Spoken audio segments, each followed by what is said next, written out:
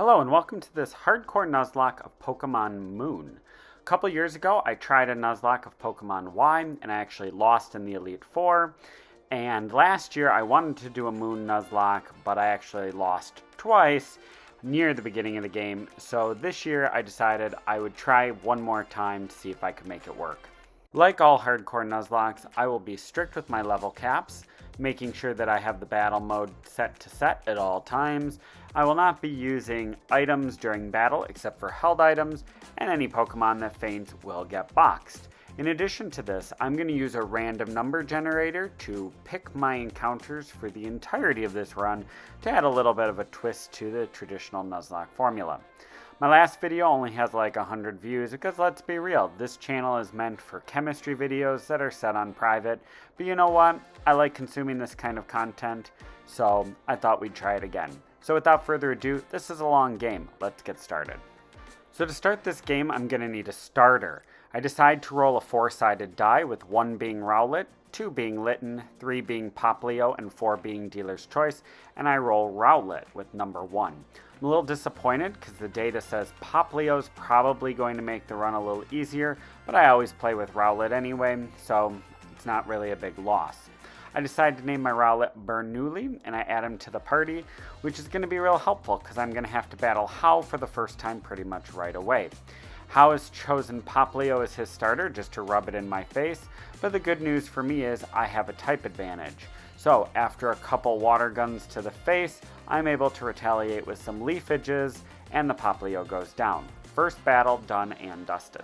While I smashed the A button on the entire beginning part of this game, I thought I'd explain a little bit about how I'm going to choose my encounters. For every route or location, I'm going to have a list of possible encounters, not including duplicates or version exclusives, and I'm going to assign each a number, which I will put into a random number generator. For the first route, I hit the generate button, and I get a 7, which corresponds to the Pokemon Pichu, which is definitely not the best choice, but after a long search, I find my Pichu and I decide to name him Kulo. I'm not going to show how the rest of these catches are going to work through the rest of the video because it's just going to take too long. Before too long, I have to battle How a second time already, but Bernoulli is able to wipe the floor with both his Pichu and his Poplio just by spamming Leafage. 2 How battles down. After this, I'm able to catch a bunch of new encounters. This includes a Slowpoke that I named Cavendish, a Drowsy that I named Plunk, a Lowland Grimer that I named Nernst, and a Zubat that I named Boyle. The first major battle of the game is against Alima. Fortunately for me, Nernst takes care of the young goose pretty quickly. Smeargle can be a problem here because it knows Ember, and we're a little bit frail on the special side, which is going to be kind of a reoccurring theme for this battle. Good news is, with Nernst, we're going to employ a strategy that you're going to see a lot during the first part of this game, which is a Toxic Stall. After a bit of back and forth, I decided it's too risky to leave Nernst in, so between the poison damage and a water gun from Cavendish, we're able to get the win. This makes me happy because last year I wiped at this point in the game, no bueno. I then have to take on a Grunt in the berry fields, pretty easy to just send his Drowsy packing.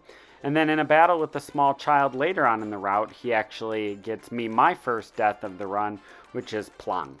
Not the end of the world, it's early in the game. Shortly after, I arrive at Verdant Cavern.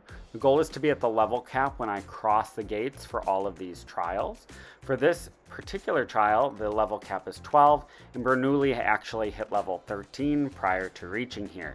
So I've only got 4 Pokemon going in with my ace stuck in the box. Should make this a little bit more interesting. I start the fight out with Nernst because he's our bulkiest Mon at the moment, and I really want to try to get this thing poisoned. He starts by going for Tail Whip, and I go for Poison Gas, and I miss, which is kind of annoying. He calls in his ally Pokemon, a Rattata, and he goes for an attack which does pretty decent damage. I go for Poison Gas again, and I connect, but I also know he has a Pecha Berry specifically to help with poison, so we're going to have to go for Poison Gas one more time. In the next turn, I get lucky as the Rattata misses its quick attack, and the Totem Raticate only goes for Tail Whip. I go for Poison Gas for the 3rd time in the battle, and the poison actually sticks. Now it's just a waiting game. However, because Nernst has been Tail Whipped so many times, I know I need a switch. I decide to send in Cavendish because he's also bulky, and I get hit twice by Tackle. Not the end of the world, because again, we're pretty bulky. I'm a little bit worried about the next turn with the Totem Pokemon going for Bite. It's super effective because of our typing, and even though we have an Oran Berry, the Rattatas' next move causes us a flinch. You know, it was probably the Bite that caused the flinch, but you know what, it doesn't really matter. Either way, we get hit pretty hard, so we decide to switch back into Nernst. Even with our held Oran Berry, between the Raticate and the Rattata both hitting pretty hard at the same time, it's starting to do pretty big damage. I decide to switch here at this point, hoping for better luck with Zubat being able to resist the attacks, and so Boyle comes in. Unfortunately, it being just a Zubat means it's pretty frail and we get smashed down to just 4 HP. Not good. At this point, we just need to stall out the poison damage, but we're running out of Pokemon that can actually take these hits cleanly. I switch into Cavendish hoping for some luck, but he gets crit and then bit, and he is taken down. Our second death of the battle. I was hoping to be able to evolve him and use him as bulk, but I guess not. With no other luck, I call in Coulomb, who also has an Oran Berry, and I get incredibly lucky that Raticate decides to go for Tail Whip for some reason. Cool, we can live with that. Coulomb then goes for Thunder Shock, leaving him with just a tiny bit of health left, but the poison damage takes him out. Holy cannoli. In the next round, we're lucky we don't get hit by the Rattata, and the trial is over. At this point, I have to battle How again. Even though you can see we're taking pretty substantial damage from Pikachu, ultimately we win the battle deathless. Fortunately, we have Poison Stall, and Coulomb is a little bit better than his Pikachu. I guess not from a stat perspective, but he gets the KO. Then Bernoulli comes out and is able to deal with the Poplio. This opens up the rest of the island to us, allowing us to catch Lewis the Cutiefly and Carson the Crabrawler. Try saying that 3 times fast. After this, we just have to beat the island Kahuna Hala, but our team is super flying focused, so really it's not a big deal. Boyle makes quick work of the Mankey, Bernoulli makes quick work of the Makuhita, and Lewis, with its fairy move, Fairy Wind, is able to take down the Crabrawler after a little bit of help from some other people on the team. This allows us to beat Hala and move on from our first island. Before leaving Melee Island, we're able to catch Tharp the Roggenrola, as well as Pavlov the Rockruff. Also, kinda hard to say. When I arrive at Akala Island, I can catch Newton the Lillipup, and shortly after I have to meet up and battle with How at the Panolia Ranch. Fortunately, it's a lot of the same, with Pikachu going down to a combination of poison damage and Bernoulli, and his newly evolved Brionne going down to Bernoulli as well. I then roll for a Tauros instead of a Miltank, which makes me kind of salty, especially when the Tauros decides to call in a Miltank with Milk Drink as its ally, making catching it an utter nightmare. I do eventually catch the Tauros, and I decide to name him Heisenberg. Very shortly after, I have my first battle with Gladion. His Zubat goes down really easily thanks to Pavlov, but then he calls in his type Null, which teaches me a really interesting lesson about Pokemon. And that is, apparently, Pursuit hits before you switch. Whoopsie.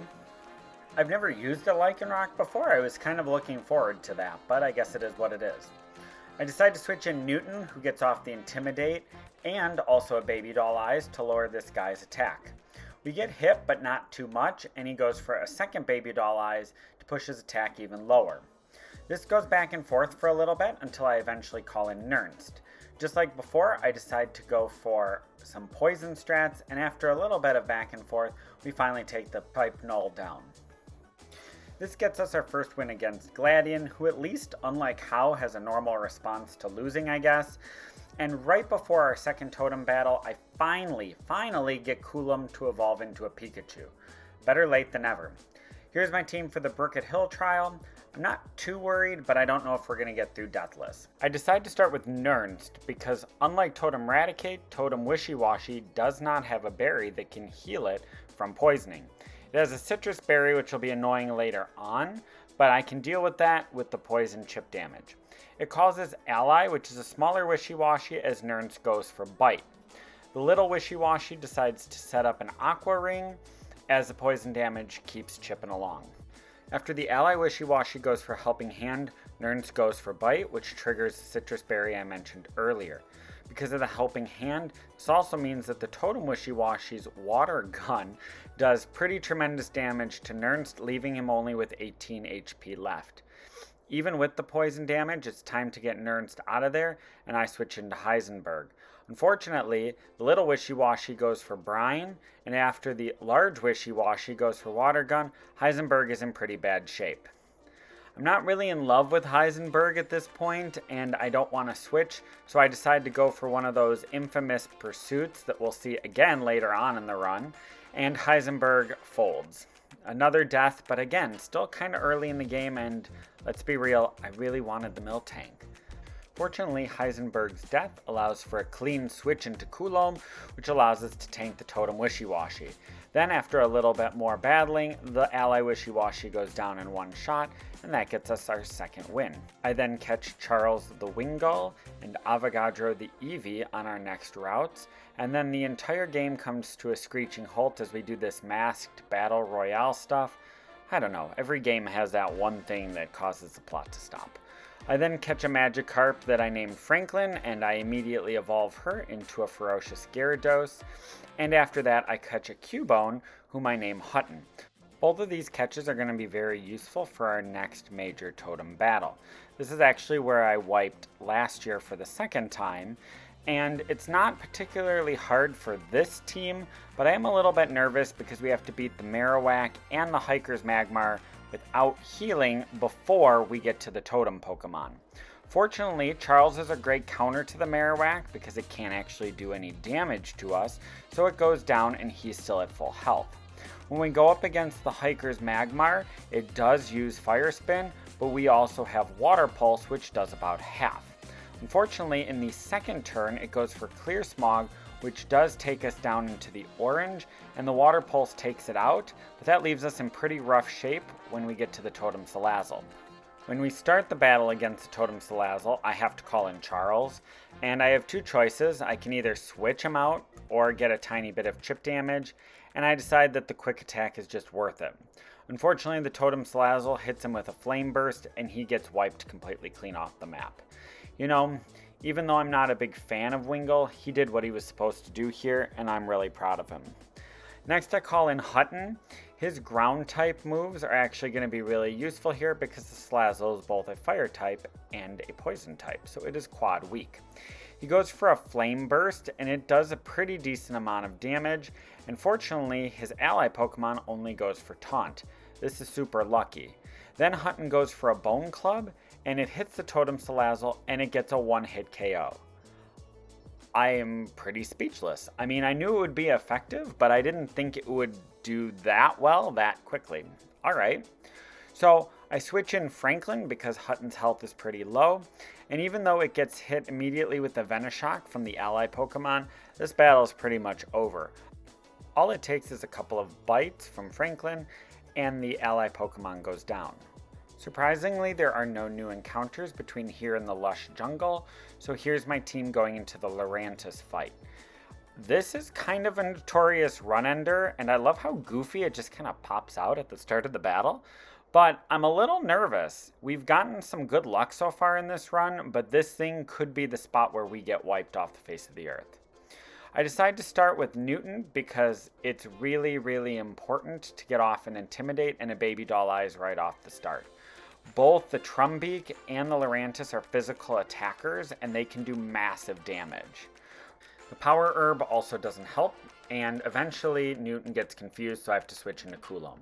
Upon switching in, Coulomb gets hit for massive damage, and even with the berry, he only ends up with 23 health left.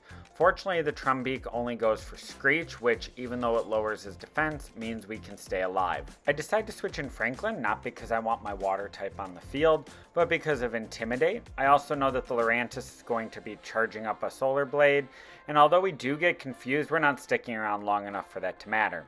I call in Nernst to get smacked by the Solar Blade, but not for a lot of damage, although Pluck does quite a bit from the Trumbeak.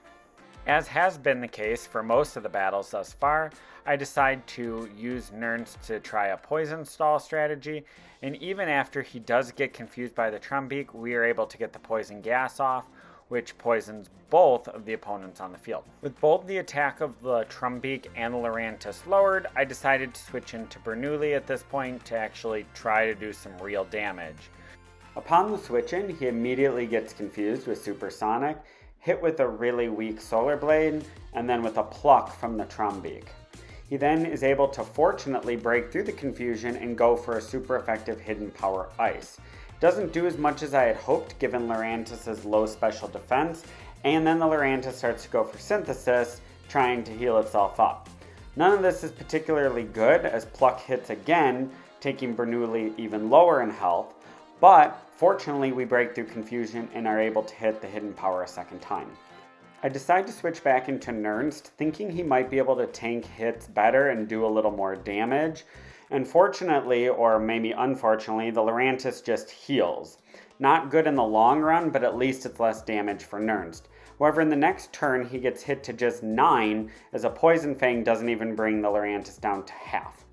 Because I'm starting to run out of other options, I decide to switch into Newton, who gets off another Intimidate, as the Lurantis charges up his Solar Blade again.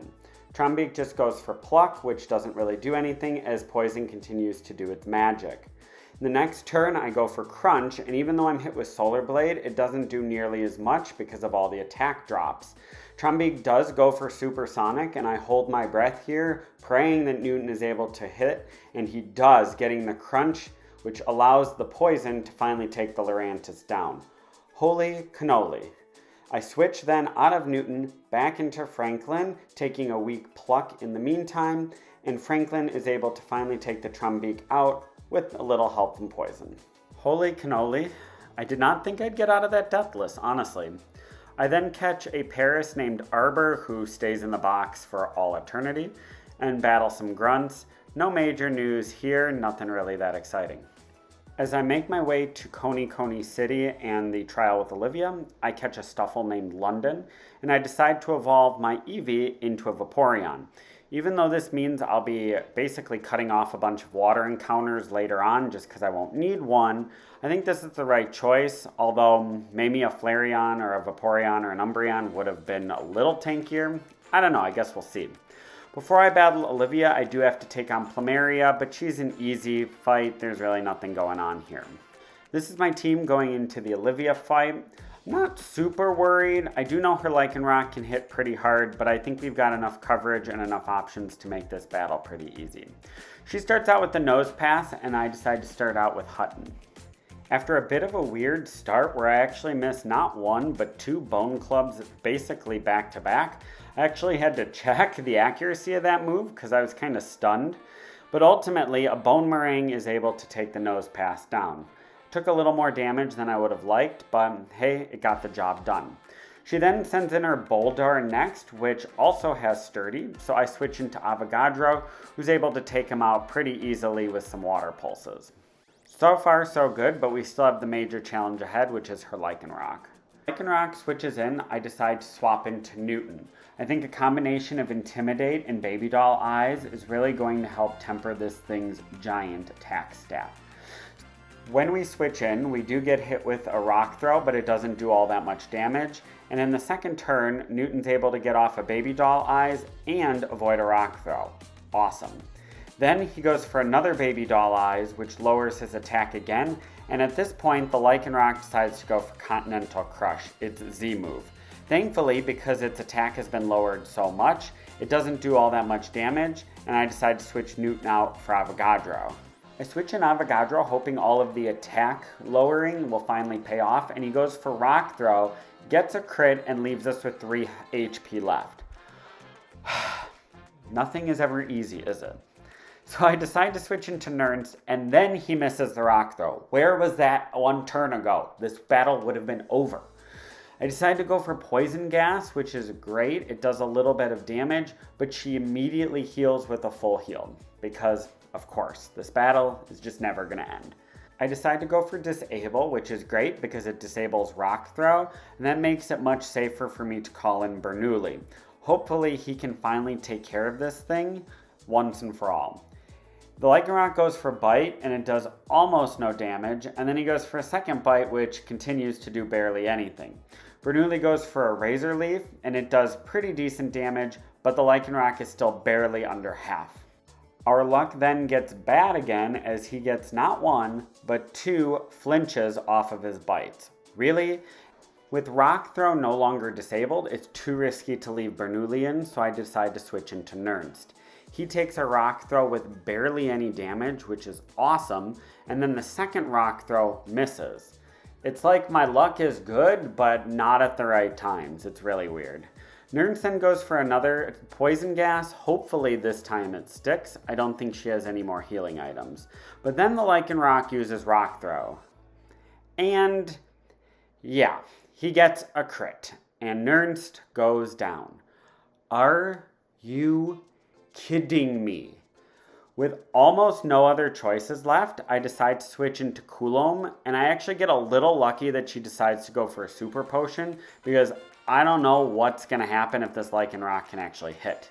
With no other choices, I decide to go for Spark, and it does a little bit of damage, and the poison keeps ticking away. He goes for Rock Throw, and I kind of hold my breath as it does maybe a quarter or a third, and Pikachu goes for Charm to lower his attack dramatically. Maybe this will give us a little bit more time, but if he gets another crit, we're screwed. Coulomb then goes for Spark again after tanking another Rock Throw, and it just becomes too risky, so I decide to switch into Hutton again. And at this point, he goes for Rock Throw, and again, I hold my breath, and Hutton survives in the red. Okay. Finally, a little bit more poison damage, and the Lycanroc goes down. That was way harder than I thought it would be. Oh my goodness. After battling Olivia, we have the cutscenes at the Ether Foundation, and I have to smash the Nihilego to pieces with the ground type move, and we go to Melee City, where we have to battle Hau again. Fortunately, it's just Hau. How much trouble could he possibly cause? He starts with his Alolan Raichu, so I call in Hutton. The Raichu goes for Psychic and immediately wipes the floor with Hutton. In a little bit of a panic, I decide to call in Newton knowing it can go for Crunch, but it goes for Psychic and hits me for over half, and my Crunch just barely misses the KO. Of course. I send in Lewis thinking the bug typing here will help, but in retrospect it was probably a misplay, and he also gets obliterated. You just, have to be kidding. Did he just take out two of my Pokemon? Really? I call in Bernoulli, and he's able to tank a Psychic, but only with 30 HP left, and he goes for Hidden Power, and Raichu lives on what must be 1 HP. I send in Coulomb to hopefully finish the job, and are you... Oh my god. I am speechless. I send in Avogadro, and I pray. And for some reason, the Electro Ball doesn't even do half. Maybe I should have just called in Avogadro at the beginning? I have no idea. Fortunately, his Flareon, even though it can get some attacks off, is no match for Avogadro, as a couple Water Pulses are able to take it down. The funny thing is, it also lives at one point on what must be, literally 1 HP. I don't get it. Am I just cursed? Is this battle cursed? With very, very, very little opportunity left, I switch from Avogadro into Bernoulli, and I pray for a Water-type attack. However, he goes for Disarming Voice, and it does about 12 HP. Not the end of the world. Razor Leaf crits, but isn't enough to get the one-shot, and Brionne retaliates with the Bubble Beam, which, oh my god. Seriously. I have no words. Fortunately, Avogadro, the saving grace, comes in and is able to get us the win, but I swear I will get my revenge on you if it is the last thing I do. Honestly, at this point, I consider wiping the run, but I do still have 2 Pokemon on my team and a lot of encounters to go. So I do catch a Poliwag from the park. I also go back to the beach area and catch Thompson the Sandygast. I catch Gauss, the Magnemite, and a Pancham that I decide to name Boar. I also get an Ariados, which I named Cavendish, And I want to name the Skarmory Rutherford, but I forgot if I already named a Pokemon Rutherford. And when I went to go hit delete, I accidentally hit enter, so Ruther it is. It's also at this point that London evolves from a Stuffle into a Beware, and I evolve Goss right from a Magnemite to a Magneton, which leads me to the observatory on the top of this mountain, which I can't remember its name off the top of my head. I'm sure it'll come to me later. Here I have nearly back-to-back battles with Mullane. Here's my team for him. And the level cap here is a little weird because his ace is 1 level stronger than the totem Pokemon, so we're just going to have to be a little flexible here. Fortunately, Gauss is an amazing counter for his Skarmory, and in just a couple attacks, he's able to take it down. Next, Mullane calls out his Alolan Dugtrio, so naturally I switch out from Gauss to Avogadro.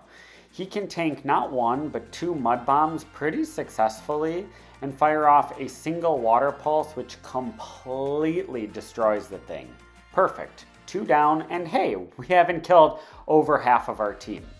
Last is Metang, and I decide to switch out. He goes for the infamous Pursuit before I can switch. I swear, I've never seen that before this game. Is that like a new mechanic? I don't know. I switch in for Franklin, and after a little bit of back and forth, including a priority Bullet Punch, a couple bites are finally able to take the Metang out, and that gets me the win against Mullane. Before continuing, I catch a Torkoal, whom I name Carnot. This is my team going in for the totem fight. Like the Salazzle fight, I'm a bit nervous because there's several battles I have to have before getting to the totem Vikavolt, and there's no healing in between. Unlike the Salazzle fight though, I can't just sack a Pokemon here because we've lost too many already. Fortunately, a lot of my team members, including Newton, can learn Rock Tomb, and this really helps against the first few Pokemon. The first Grubbin he gets in one shot. The second Pokemon, which is a Charjabug, takes 2 Rock Tombs and a Crunch, and the third Pokemon, another Charjabug, only takes 2 Rock Tombs. Easy. However, when we get to the totem Pokemon, there's no way Newton can stay out, so we have to switch. Thompson, although not the strongest Pokemon at this point, does have the benefit of being able to dodge most of their super effective attacks. In fact, Vikavolt can only hit us with Bug Bite or go for Charge. Unfortunately, Charjabug can go for Mud Slap, which does lower our accuracy, which is going to be a little bit of a pain in the butt. The only real thing that I'm hoping to actually achieve with Thompson at this point is just getting off as many sand attacks as possible so the Vikavolt can't hit us as much.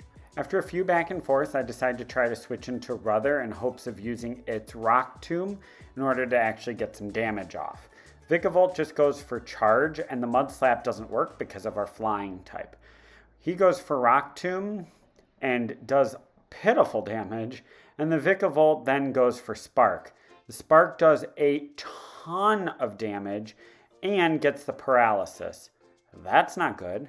Fortunately for me, we have an Oranberry, and the Charjabug tries to paralyze us with Thunder Wave and does nothing. Well, with that plan completely gone to trash, I decide to switch back into Thompson in hope of getting a few more sand attacks off. After what truly feels like an eternity, and switching Newton in a couple times for more Intimidates and Baby Doll Eyes, I eventually call in London.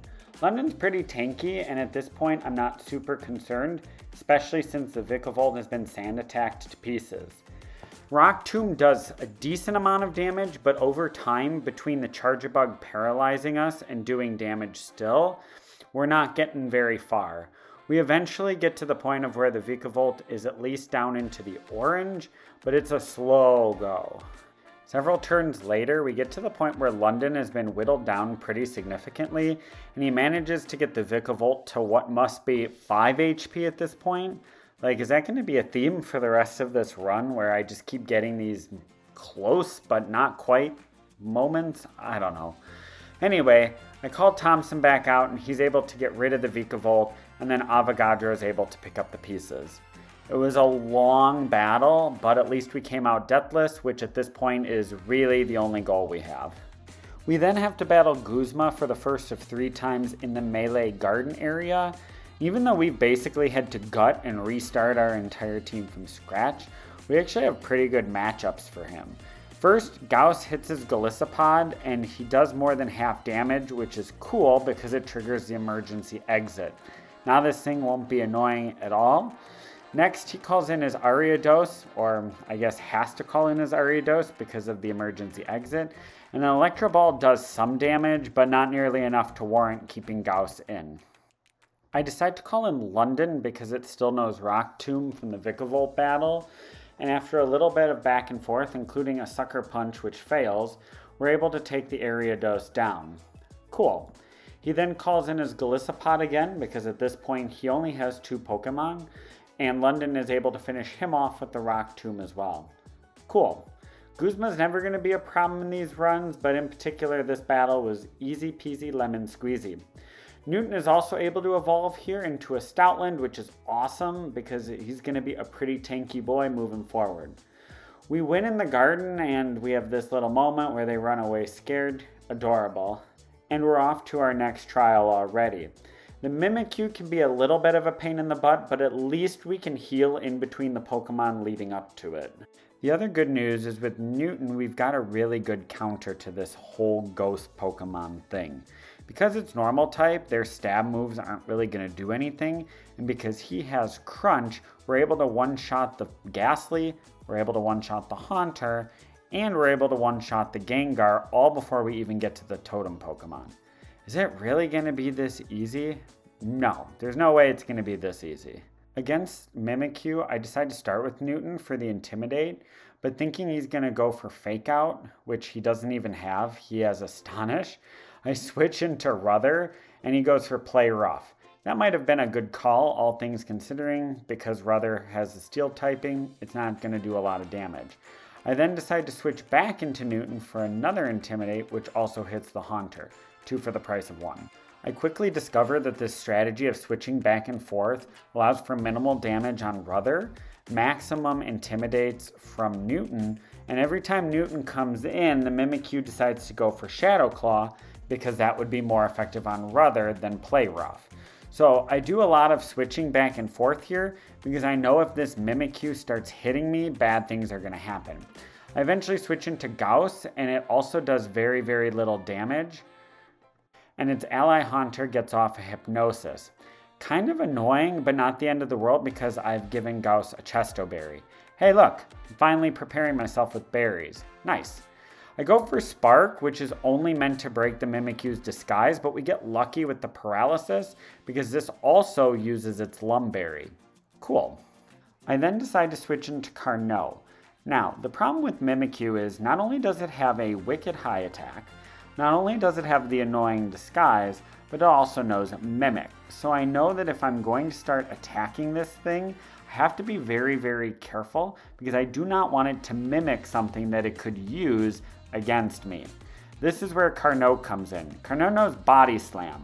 Getting the Mimikyu to mimic Body Slam, which it just did, we now have it mimicking a physical attack which is weaker and a normal type attack which can't do super effective damage on us. Awesome. I decided to leave Carnot out because he's doing pretty decent damage. Even after getting hit with a Lick and a Shadow Claw, he's able to break through Paralysis and go for a Lava Plume.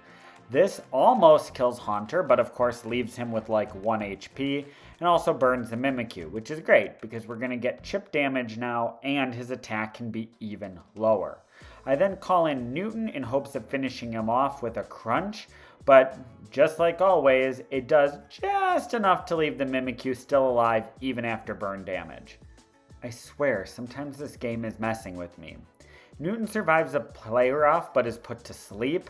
Ultimately, that doesn't matter because the burn damage takes the Mimikyu out anyway, and the next turn he wakes up and is able to knock the Haunter out. This gets us our next Totem victory and allows us to move forward with the game. Next, we battle Plumeria. I don't know where the video for this went, but there's only going to be like 10 people who watch this, so I guess it really doesn't matter. And we get to learn Sharpedo Surf, which takes us to the next route. Here, I'm able to catch an Oricorio, which I named Jewel, who never sees the light of day. And eventually, I'm able to walk all the way up to where Po Town is, where I meet Nanu. There are a lot of battles in this area, but the video is only halfway done and we still have a lot to go, so I'm just gonna skip to the part where I battle Guzma again. His team hasn't changed at all, so this is going to be an easy victory for me. Just like before, Gauss is able to trigger Golisopod's emergency exit. This sends in Ariados. Unlike last time, I decided to go with Carnot here, hoping that Lava Plume is going to do enough damage, especially since he has Drought bringing in the Sunshine. This ends up to be true as Ariados goes down in one hit. I switch again back into Gauss and the Golisopod goes down. If Guzma is going to continue to be this easy, I will be incredibly happy. We then meet back up with Nanu and Acerola outside Po Town, and we try to catch an Alolan Graveler, but it blows up on itself. Thankfully, I had the Ghost Pokemon out there, otherwise that might have been really bad.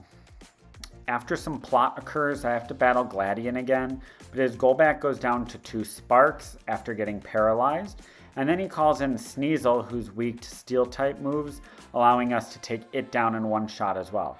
Hey, it didn't live on 1 HP this time. That's nice, that's good. He then calls in type Null, and I decide to go for Electro Ball, and it only does about half, so I decide to switch from Gauss into London. London comes out and tanks a Crush Claw like a champion, and even though he gets the defense drop and a crit, a Brick Break eventually takes it down. It's a little closer than I thought it would be. It's at this point that I was kind of curious why his berry didn't activate, and it turns out London has Klutz. Well, that's just stupid. I also decide that because I have to battle a Dark-type trainer, I should probably go back to the Mega Mart and get my encounter there, which was a Klefki that I named Pauling. Pauling's going to do some heavy lifting here against Nanu, especially Sableye, because Sableye is only weak to Fairy-type moves. Fortunately, I have Draining Kiss. After what feels like a lot more back and forth than I had hoped for, few special defense drops from Shadow Ball, and having to use the Citrus Berry I've equipped him with, we eventually take the Sableye out. However, Nanu also uses a Hyper Potion at some point, which is kind of a pain in the butt. I mean, we still get the win at the end, but it just shouldn't have to be this difficult. Just let it go, Nanu. Next comes out Krokorok, and even though he's hurt by spikes and gets off an Intimidate, we're not leaving Klefki out here. That's just not going to happen. With Pauling coming back, I decide to go for Avogadro for obvious reasons. Krokorok uses Earthquake and Swagger, but we hit through Confusion to get the one shot with Water Pulse. Nanu then sends out his ace Persian, which I assume is going to go for Fake Out, so I decide to get Pauling in there. I'm correct in that he does go for Fake Out, which does almost no damage, but then he decides to go for his Dark-type Z move. This knocks us all the way down to only 8 HP, but a Draining Kiss does massive damage and gives us massive recovery, and eventually the second one takes him down. This gives us our 3rd Kahuna victory and allows us to continue forward with the plot. The plot basically involves us going now back to Aether Island and eventually dealing with Guzma and Lusamine again. Guzma's up first, and it's mostly a repeat, but Discharge this time is a lot stronger, sending the Golisopod out in one shot. Next he sends out Pinsir, who I'm honestly a little bit more worried about. I know he's going to go for Brick Break, so I send in Thompson, and then I rotate into Carnot, who gets hit with X-Scissor. Then Pinsir goes for Brick Break, which doesn't do a lot, and Flamethrower takes it down in one shot. Alright, maybe the luck is finally starting to go my way. Next, Masquerain comes out and I switch out Carnot for Newton because I want the Intimidate. We get super duper close to losing Newton, but fortunately a Citrus Berry bounces its health back and a Rock Tomb knocks the Masquerain out. That was very close. Next, Ariados comes out, so I go back to Gauss, who gets hit with the super weak Fell Stinger, and after a couple discharges, we're able to take him out. One close call, but overall not as bad as I thought it would be. Good. After beating all the Aether Foundation employees and Guzma and Faba twice, all that's left is Lusamine, and her team is scary. The only Pokemon that I feel very confident on is Clefable, but even with special defense drops, it takes not 1, not 2, but 3 flash cannons in order to take it out. Luckily, it does almost no damage in return. Next, she calls out her Beware, so I switch in Thompson. Her Beware actually can't hit us, so I'm kind of curious if she's just going to, switch her out. Alright, so she switches into Lilligant. Lilligant is actually the Pokemon that I'm most afraid of because we are not very specially bulky, and this thing can hit like a special truck. Fortunately for us, Carnot can take one hit, and take it out with the flamethrower. Next, she switches in her Milotic, but fortunately Avogadro's ability is water absorb, making its Hydro Pump useless. Because it can't actually attack, she switches into Miss Magius, and I decide to go for Sand Attack. Then I switch into Newton because I know Crunch is going to be strong enough to at least do decent damage.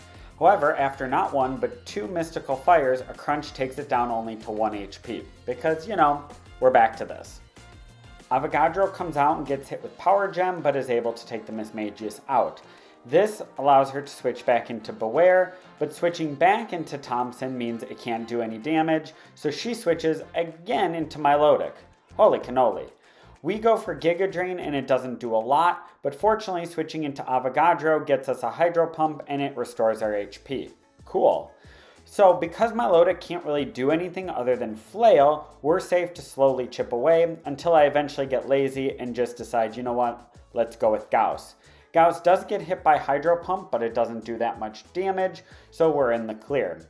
Beware then comes out, and again, it can't do anything to Thompson, so eventually we're able to chisel it down. Lusamine then goes bonkers and decides to jump through an ultra wormhole. Lily finds a little bit of confidence in herself by teaching herself this Z-move thing. I don't know, it's kind of cute. And we can pick up 2 more encounters. Quolic the Gramble and Plonk the Alolan Executor. We then get one more run-in with the grunts from Team Skull. Nothing much happens here. And then we have to battle Hapu. Hapu starts with her Alolan Dugtrio, and I start with Curie the Gastrodon. Now I know what you're thinking, and that is that you would totally want this video to be 10 seconds longer so you could see me catching this Gastrodon. But unfortunately that video is somewhere in the ether, so you're just not going to win today. You can come at me in the comments. Fortunately, Curie is strong enough to one-shot the Dugtrio, and Mudsdale, despite going for a pretty strong Earthquake, goes down in 2 Muddy Waters, so we're off to a very strong start here. After her Mudsdale goes down, she calls in her Gastrodon, and although Curie is a tank, I know she's not going to be able to survive. So I decide to switch into Plunk the Alolan Executor, here for its one battle. He goes for Muddy Water, and that's not going to do anything, so Plunk decides to go for Leaf Storm, and that just wipes the Gastrodon completely off the map. Cool, 3 down, 1 to go. Lastly is Flygon, and for this we're going to need Avogadro, so we switch into Avogadro, who's got Aurora Beam. He tanks a Dragon Breath, which does not very much, and then an Earth Power, which does a little bit more, and the Aurora Beam gets the one shot. Hey, it didn't live on a sliver. Good, we're like 50-50 on those. Cool. After this, we're finally able to evolve Gauss because of the magnetic field in the vast Pony Canyon. Lily's able to finally conquer her fear of birds. Weird that she keeps getting attacked by these on bridges, am I right?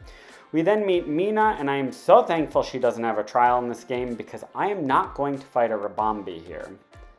While I'm not too nervous about the Como-O trial, especially after Pauling wipes the floor with the 2 Pokemon that precede it, I am proceeding with caution because I don't want to lose too many Mons ahead of the Elite Four. Fortunately for us, that after a turn of Protect, the Sky Uppercut misses, and we get a crit on Draining Kiss. Too bad it couldn't be a one-hit KO, am I right? So, a little bit nervous about the Sky Uppercut, I decide to switch into Thompson, and both Como-O and its ally both go for Sky Uppercut, leaving us completely uninjured. I then decide to switch Thompson back out into Pauling, knowing it's not going to be able to use Sky Uppercut, and this ends up being the case as we get Protect and Work Up. Easy peasy and no damage. The next turn he does go for Sky Uppercut, but fortunately the Hakma-O only goes for Work Up, and the Como-O is easily taken down by our Fairy type moves. Great. Because Pauling is pretty weak, I decide to switch into Thompson, who takes out the Hakma-O in 1 single Earth Power. This trial is done and dusted. After this, we both play the flute, and this allows us to travel to Ultra Space to confront her mom. Now, it's great that Lily is so willing to confront Lusamine here, but I don't understand why I'm the one who gets stuck battling her. And let me tell you, if you have not seen her team in this part of the game, it is utterly terrifying. All of her Pokemon know healing moves, and on top of all, her Lilligant could probably one-shot everything on the team. So, we're going to have to be careful. She once again starts with Clefable, who thank God doesn't get anything useful with Metronome. Our best bet again is Flash Cannon, which does decent work, but its Moonblast is actually doing pretty good damage as well. So after 3 Flash Cannons, we're looking in pretty bad shape as Beware comes out. Unlike the last battle, I am not anticipating the Beware switching here when I go into Thompson. That is because it knows Pain Split. And even though Pain Split is a normal type move, the AI registers this as an attack that it can use on Thompson. So I just start spamming Sand Attack, hoping that eventually we're going to be able to do some damage. Ironically, because Beware's HP is so high, every time it uses Pain Split, it just lowers its own HP. I then decide to switch into Gauss, knowing if it goes for Pain Split, it's actually going to heal me up, using a tiny little bit of trickery against it. I then lower its special defense the best I can and switch in for Pawling, hoping that it's just going to miss with whatever it decides to hit with. And it does. He then continues to go for Pain Split, but it doesn't do anything as I lay down the spikes. Cool, that might be helpful later on. I then go for Draining Kiss, but as you can see, once I start actually doing damage, the Beware's Pain Split starts doing actual effective work against us.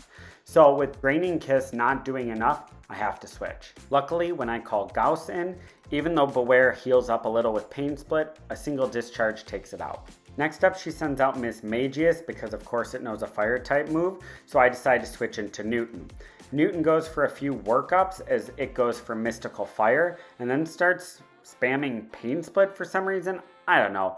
All I know is eventually our health gets a little low, so the Citrus Berry kicks in, and after another pretty decent hit, we knock it off the face of the earth with Crunch, causing her to send in Lilligant. Here's the part that I am absolutely the most scared for. I decide to call in Pawling because it's a Steel type, and nope, Pawling, wow. Big yikes. Alright, so I switch into Carnot with a clean switch, and I'm just praying it can tank a Petal Dance, and with... what is that? 9 HP left.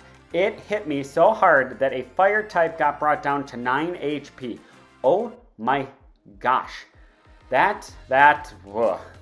Anyway, her last Pokemon is Milotic, and as we've established before, it can't really do any damage to Avogadro whatsoever, so I just start spamming Sand Attack.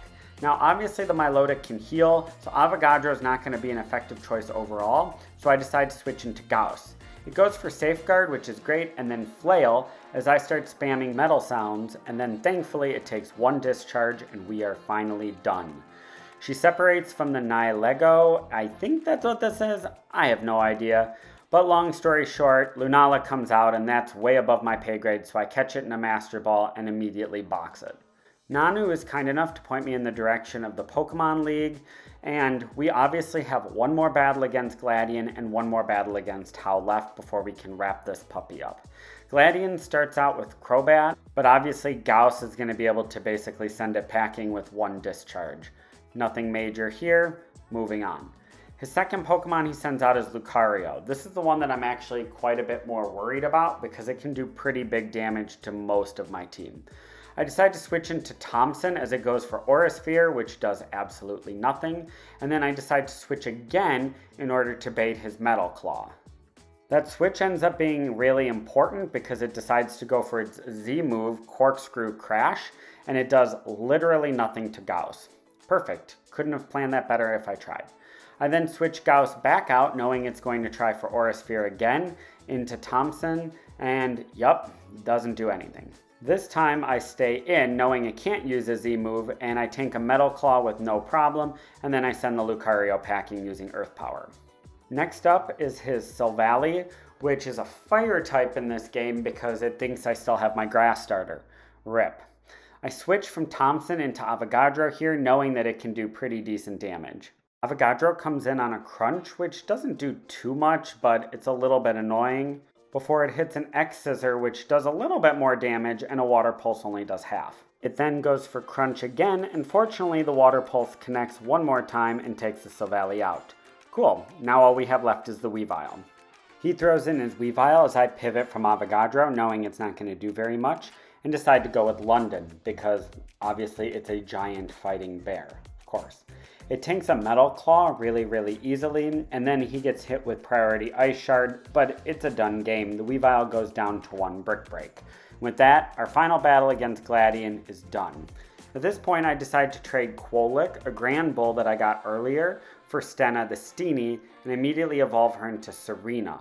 I think this is going to be super helpful for us because not only does Stenna help give us fighting type coverage without a weakness to fighting types like Beware, but also it is super duper specially tanky. And because I don't have an encounter from this area in the game, I think it counts. Last up is my battle with Hal, and you have no idea how much joy I got from destroying his Raichu. One hit, no muss, no fuss, gone. Up next is his Komala, which is kind of a pain, especially with Woodhammer, but after a lot of creative switching and whittling down his attack with Intimidate and Baby Doll Eyes, we eventually knock it out. No issues. Next he sends in Flareon, and we prove once and for all that I chose the correct evolution by sending out Avogadro. Yes, he hits a Flare Blitz, which damages himself in return, but we're able to get the knockout with 2 Water Pulses. Last out is House Primarina, and I decide to try out Stenna. Stenna did come with a higher special defense nature, so I'm kind of optimistic, but after a Moonblast does pretty decent damage, I decide to switch her out. I bring in Gauss next on a resisted Moonblast, and then I know she's going to go for Sparkling Aria, so I use Water Absorb to counter. You know, when I saw Water Absorb, I thought, God, this is going to never come in handy. But you know, it actually works pretty well. After he pummels Ruther, and it almost goes down with hail damage, we switch back into Avogadro for the full 4 Z-move Hydro Vortex, completely heals Avogadro up. Thanks, Hal. Despite this, on the next turn, Avogadro gets hit pretty hard, and I decide to switch into Gauss, hoping all of this will finally pay off with an outspeed and an attack. And although we don't get the outspeed, we do take the Primarina down with a tiny bit of help. Bye, Hal. Please never come back. At this point, we meet up with the professor outside the Pokemon League, and we are ready to head in. I finalize all my moves, I get as many items and berries as I can, and we head on in. I think this team is going to be able to get the job done, but nonetheless, we start with Keely, who I think is going to be our easiest battle. In the battle between Gauss and Skarmory, we are able to get a discharge after it basically does nothing. It hangs on with a tiny bit of Sturdy and is paralyzed, but she heals him back up, and we go back down to Sturdy again. The healing part doesn't really bother me because now she's down 1 item, and I'm all for it. Next, she calls in Mandibuzz, so I decide to switch into Ruther. I'm predicting that it's going to go for Bone Rush, which it does, and it does nothing. Now the Mandibuzz makes me nervous because it knows a variety of annoying attacks, including Flatter and Brave Bird, so I just start pivoting back and forth between Ruther and Newton. This way, it can't really do any damage to us, and we are constantly getting the Intimidate off. I've actually done this a lot in this game, and I've cut a lot of that out just for time length of the video, but here I decided to leave at least some of it in. Eventually, I feel safe enough to call in Gauss, and it goes for Discharge, and we are able to knock the Mandibuzz out. Cool. Next up is the Fire-type Oricorio, so I switch to Avogadro. Although we go back and forth a tiny little bit, and the Water Pulse ultimately leaves it hanging on with a Sliver, the full Restore is good to use here because I don't want her to use that on Toucannon. The Oricorio goes down, and we're left with a decent amount of health left. Because Toucannon knows Bullet Seed, I have to switch Avogadro out, and I go into Gauss, as the Toucannon goes for Screech. Not ideal. So I decide to switch into Ruther here, and it starts to go for Beak Blast. Knowing that it's probably going to do that again, I decide to switch into Gauss here, and it does, doing pitiful damage. So I decide to go for Discharge, and I wipe the Toucannon clean. Lastly, she goes for Crobat, and we know that this is going to be a 1-hit, so the Crobat goes down. We get a critical hit, I think, but it really doesn't matter, and that wins us our first Elite Four battle. I think the next easiest battle is going to be Olivia, so I go there next. Her Relicanth gets Trop Kicked into Oblivion in 1 move, and she switches into her Alolan Golem. Knowing that Thompson can do a lot more damage here, I do the switch in, and Golem goes for Steamroller, which basically does nothing. The next turn I hit it with an Earth Power and it holds on with Sturdy, so knowing she's going to heal, I can go for Giga Drain and then another Earth Power to take the thing down. She then sends in her Lycanroc, and we've seen what this thing can do in the past, but I decide to keep Thompson in. It decides to go for Crunch, but I have a Colbur Berry which reduces the damage from Dark-type moves, and unfortunately she heals here, but I'm able to go for a Giga Drain, and then an Earth Power and get away undamaged. The Crunch didn't even do that much without the berry, so maybe it wasn't necessary. I don't know. She then calls in Carbink, so I decide to go for Avogadro, and it goes for Reflect. Kind of annoying, but we're not a physical attacker anyway. It goes for Moonblast a couple times, but ultimately we're able to whittle it down with our water type attacks, no problem. Lastly, she calls in Probopass, which also has Sturdy, and despite confusing it with our Water Pulse, it paralyzes Avogadro, so I decide to go for Stenna, who Trop Kicks it, and that wins us our second battle of the Elite Four. I decide to try Hala next, and you would think with Thompson we would be able to dodge basically everything, but believe it or not, all of Hala's Pokemon can hit Thompson for super effective damage. Great. So I decide to start with Newton out in front, knowing it's just going to go for Fake Out, and then I do an immediate switch into Thompson as the Fake Out does nothing.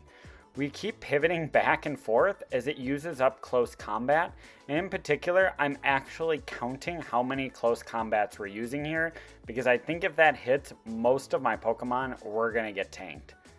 So I just keep switching back and forth between Newton and Thompson over and over again, getting Intimidates off and wasting his close combat PP until there's none left. Eventually, when it's appropriate to do so, I call out Ruther and I get the hit with Fly. Cool. 1 threat down, 4 to go. Next he sends out his Crabominable and I pray that the Fly works. So I go up, close combat misses, and I come back down and I also get the 1 shot. 2 down.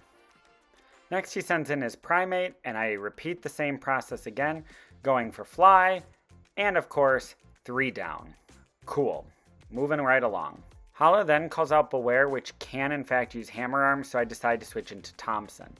Even though he can hit us with Brutal Swing, Psychic does quite a bit of damage because Beware has pretty bad special defense, and even though we get hit down into the red, we end up winning. Poliwrath comes out last, and of course we're going to switch into Avogadro on a Waterfall and use Water Absorb. Telling you, that came in handy so many times during this run, it's amazing. He then gets a crit on submission, so I have to call Avogadro out. Fortunately, it dawns on me that we can roulette around this by calling in Thompson on a submission, which does nothing, and then Avogadro back in on Waterfall. This heals it back up. Kind of amazing, isn't it? So at this point, I do it again, and this eventually allows me to start spamming Sand Attacks and Baby Doll Eyes. Now, with this, the goal is to obviously lower Poliwrath's attack and make sure it can't hit me once I call something useful out. So once I get all of his attack gone, all of his accuracy down, I switch from Avogadro one more time into Gauss, who, despite all the accuracy drops, still gets hit. Fortunately, 1 attack and the Poliwrath goes down. This wins us our 3rd Elite Four battle, and definitely the one that's done the most damage to our team so far. Even though we are deathless, I am very afraid of Acerola's team. It is no secret that we have been specially very weak this entire time, and I'm just a little nervous that this could go sideways. I start by going back and forth with Ruther and Newton, using obviously Intimidate to lower the Sableye's attack. Eventually, with enough of this back and forth, the Sableye can't do a lot of damage, and Newton is able to go for not 1, but I think 2 workups. Maybe it was 3 workups. I don't know. I'm not rewatching the footage again. Eventually, a Crunch is able to take it down, and when Frostlass comes in, it goes for Blizzard. Fortunately for us, it misses, and after another Crunch, it goes down as well. After this, she sends in the Delmise, and we go for another workup as it just goes for Energy Ball, and a Crunch takes it down as well. It's at this point she calls in her own Palisand, and I check my stats because I'm curious, and I've got 4 attack boosts. I'm praying the Crunch is going to one-shot, and it does, and the Palisand goes down as well. Biggest threat out of the way. Is it really going to be this easy? She ends up sending in Drifblim next, and I go for Crunch, and it goes down too. I almost have a heart attack as its aftermath kicks in, but that's it, folks. We've beaten all 4 Elite Four members, including the one that was hardest for us, without any deaths. We just have 1 more battle to go. Here's a final look at my team. Fingers crossed that we can do it. I start with Stenna, and he starts with Lycanroc. I know he's going to go for Stealth Rocks. There's no way for me to clear that, so it is going to be what it's going to be. I go for Trop Kick, and the Lycanroc goes down. That was the team member I was least worried about.